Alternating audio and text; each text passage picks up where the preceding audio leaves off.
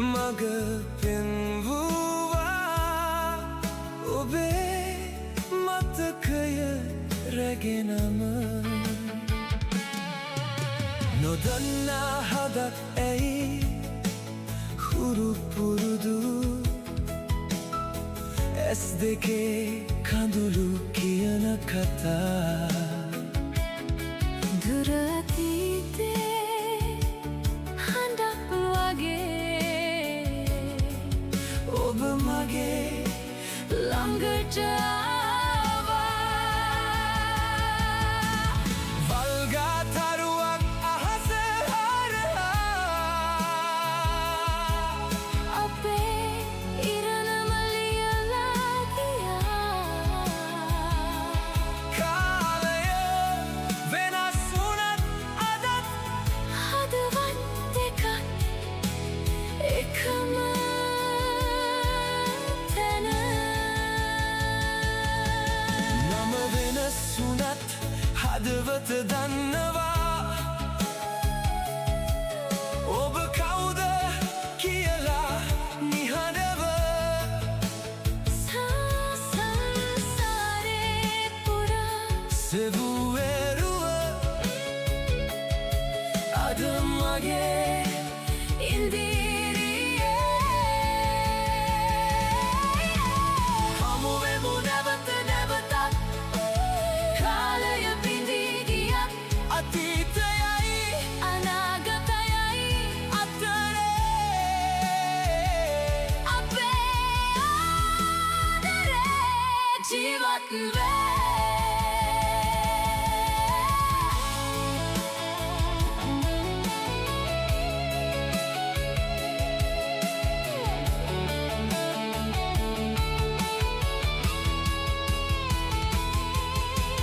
වල්ගා තරුවේ ආලෝකයෙන් ඉරණම් මඟ එක් වුණා රජුයි රජිනයි සදා කාලෙට එකම තරුව යට ඉන්නා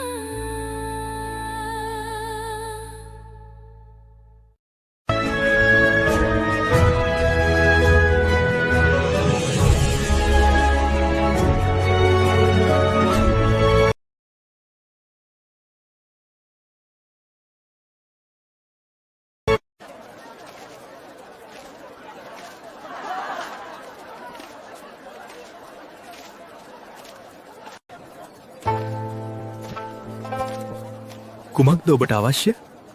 කිසිවක් අවශ්‍ය නැත. එය කාසි දෙකක් පමණයි. මම එක ගන්නවා.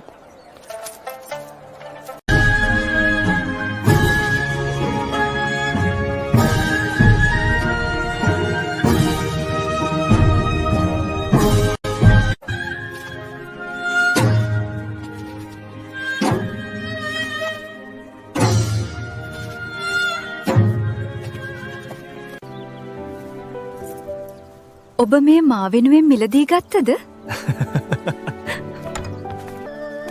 එහෙනම් සූදානම් වී පැමිණෙන්න.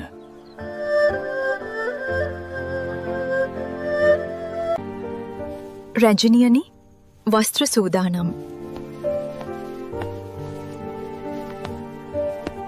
අපේ රැජින තරුණයකු වුවත් හරිම කඩවසම. තරුණියන් වශී වෙන පෙනුමත් ඇට තිබෙන්නේ. එහෙනම් ඔයාලත් මට වශී වුණාද දන්නේ?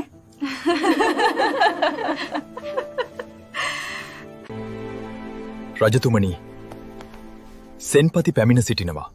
ඔහුව කැදවන්න. ඔබ අදත් ජනතාව අතරට ගියාද? මා කියා තිබෙනවා තනියම නොයන ලෙස. ඔබ දෙදෙනාගේ ආරක්ෂාව පිළිබඳ මා වගකිය යුතුයි. රැජිනත් මාත් හොඳින් යුද ශිල්ප දන්නවා. කුඩා කල සිටම අප තිදෙනා යුද ශිල්පයේ පුහුණු වූ බව මතක නැද්ද? අග රැජින පැමිණ සිටිනවා.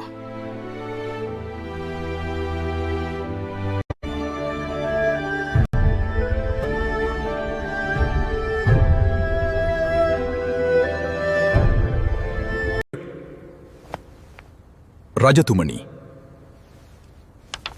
අද පිරික්සීමට තිබෙන වාර්තා. ස්වාර්තා පණිවිඩකරුවන්ට ලබාදී ජින්සෙන් වාර්තාව රහස්‍ය මණ්ඩලයට ලබා දෙනු. රජතුමනි, ජින්සෙන් වාර්තාව අප චෝයි පක්ෂයට ලබා දෙන්නට. විදේශ රටවල් අප පක්ෂයට සමීප නිසා අපට ඔවුන් සමග පහසුවෙන් ගනුදෙනු කළ හැකියි. නැත රජතුමනි. හන් පක්ෂයේ අපගේ අදහස වන්නේ එම වාර්තාව රහස්‍ය මණ්ඩලයට ලබා දීම සුදුසු බවයි. එම වාර්තාව රහස්‍ය මණ්ඩලයට ලබා දෙනු.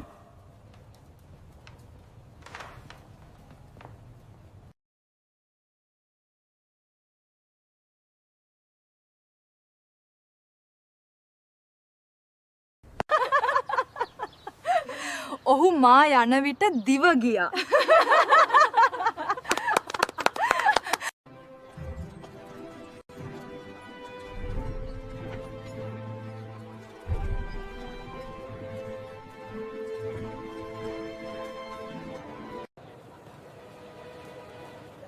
සමාවෙන් අගරචනියනි.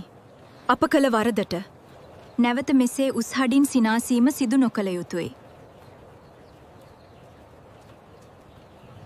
මා රජුට වඩා රැජිනට බියයි.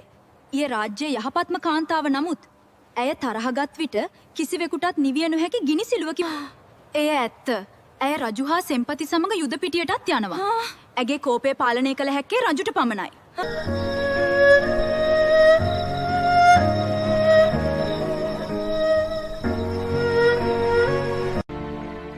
රැජිනගේ පක්ෂය නිසා අපට බාධා ඇති වෙනවා.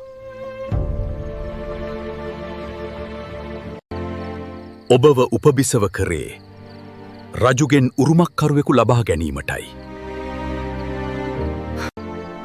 ඔබ කෙසේ හෝ එය කර රැජිනව ඉවත් කළ යුතුයි. නමුත් පියාණනි, රජු මට ආදරේ නැත.